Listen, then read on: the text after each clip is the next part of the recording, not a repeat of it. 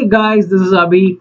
Today we're going to learn about classification algorithms and machine learning, and we're going to understand how these work and why do we use them, where do we use them, and let's get started. So the first step in the process of learning is understanding why are we learning something and how does it work? Where am I going to use this? How is this useful to me in a broader sense, right? So let's just first question about the idea of classification models and predictive analytics. Why do we need predictive analytics, and how are classification models going to help me in predictive analytics, right? So let's get started with the question of why predictive analytics. Predictive analytics is like an ocean now. Today, everywhere we see, we're trying to do something or the other based on predictions, right? You're trying to forecast your sales, you're trying to forecast the stock market, you're trying to predict whether there's going to be rainfall or not tomorrow. Based on that, you're going to plan your day. Everything about life nowadays is all about predictive analytics. So we're sure, why do we need predictive analytics? Now we have to make sure, why do we need classification models?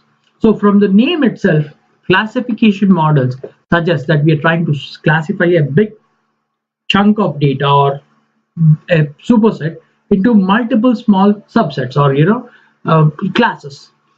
When you're able to classify this data or classify the whole superset into small subsets, you're going to understand the data better in those subclasses, or you're trying to understand the patterns better when they are divided, because when they're divided, it's easy to understand, right? So what do we actually classify? You classify something which is qualitative. You don't classify something which is quantitative. So how do you give an example for this, right? Let's say you go to a superstore or a restaurant, right?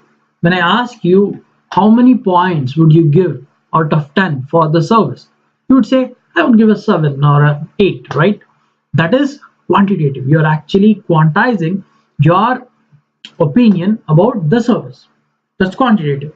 Now, in the same situation, if you have to qualitatively analyze this or measure this, I would ask, how would you rate your experience as a good, bad, or mediocre, something like that, right? These are three levels, three classes. You're either giving a good, bad, or a mediocre rating, right? When you're dividing the whole opinion into one of these three classes, you very well know what does a good mean. You have all the features like the ambience, the service, and a receptionist and all that, right? Then you give a good. If the ambience is not good, you give probably mediocre, but the service is good, something like that. This classification happens generally in our brain, right? It happens when you have a predefined proper logic as to what basis you have to classify on. So classification algorithms are mostly for those kinds of data sets where you already know your definitions about the classification. Without knowing the definitions, it's very difficult to build a classification model, because you don't have a boundary. You don't know what is good or what is bad. You're just trying to guess, oh, this might be good, this might be bad. Then the classification algorithms don't work well, right? Or you can't build robust classification models on it. That's where you have to understand, how do we actually decide whether we are going to build a classification model or a regression model. Regression models are for quantitative data, classification models are for quantitative data. We'll go through this process as to understanding the variables in the next few slides. I'll go through in depth for that, okay? Coming about what algorithms we will be using for the classification modeling, and how do we interpret the classification models. So now you have decided that you're going to learn about classification models, use classification models, right? The next step you have to understand is, how are we going to do this, right? How are we going to interpret the models? How are we going to build the models? Which models are the best, right? So to understand this, you have to understand the data. What type of data do you have? Is it a multi-class, like you have 3-4 classes? You have good, bad, average, below average, something like that. That's a 4 class, right? You have 4 different classifications. If you have only two, let's say yes or no, male or female, something like that, it's called a binary classification. You have only two. Binary is two, right? Based on this, you choose the model for the algorithm. Based on the number of classes and the type of data, you're going to build the algorithm. So not every algorithm works the best for all the data. You have to choose like a chef, you have to take which ingredient matches well or mixes well, and then you have to you can't put all the same ingredients in all the dishes, right? The same way, for a perfect classifier, you cannot use any algorithm. You have to use the right algorithm, the right parameters, and the right amount of tweaking has to be done, right? We'll understand that in the later piece of the lecture. And to get there, you have to know how to assess the classification model. So that's the last step where you're trying to assess the efficiency of the classifier, right? We're going to learn all this in this lecture. Let's go ahead. So let's take a broad perspective about machine learning firstly before we start the journey. Why do we need machine learning? Machine learning is a subset of computer science that deals with the pattern recognition and computational learning theory and all that. You could find all this on Wikipedia.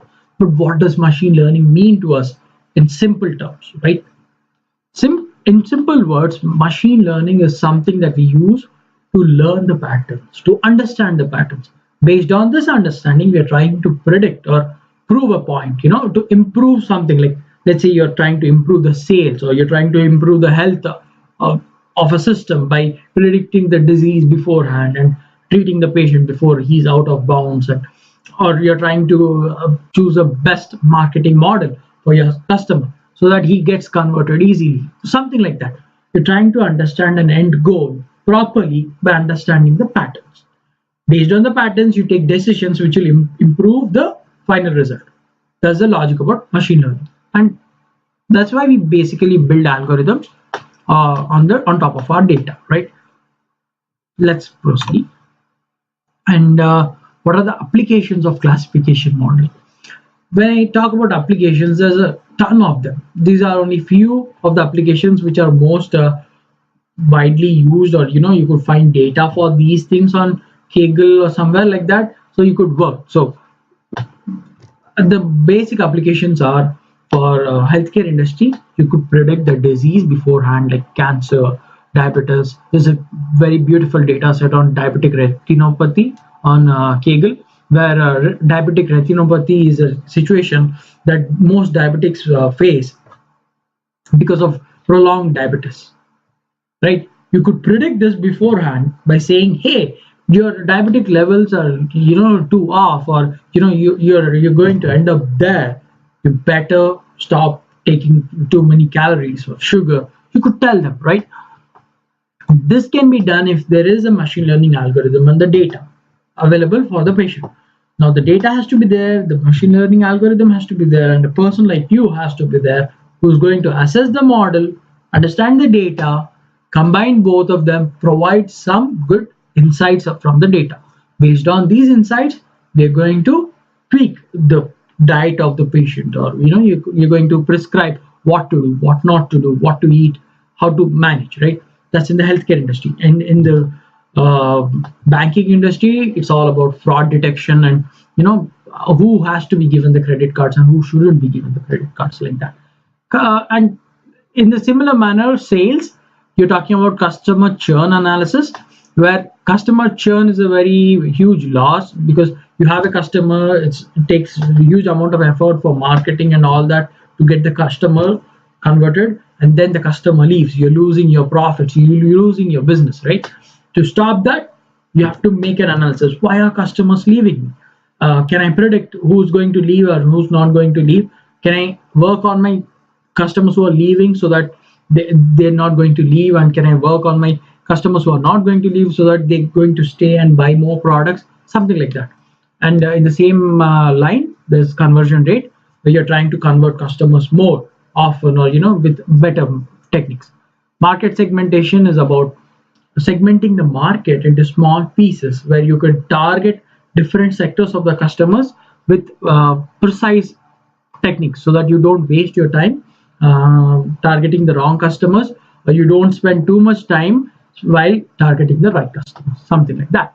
Okay, now as I told you, let's understand the predictive analytics uh, decision system. That whenever you're trying to make a model, right, on what basis are you trying to make a predictive analytics model, right?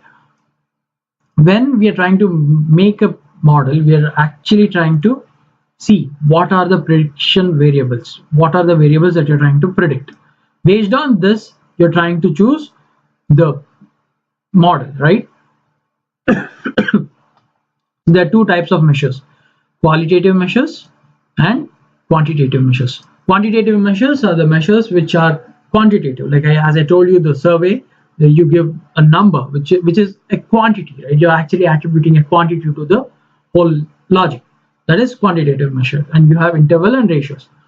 Whereas qualitative is you're actually trying to assess the quality of a service or a quality of the whole logic. There you have two variables, two types of variables: nominal and ordinal. Nominal variables are those variables where there's no order, right? Like good, bad, mediocre, that has an order. You consider good to be the highest, bad to be the lowest. There it's called as an ordinal variable.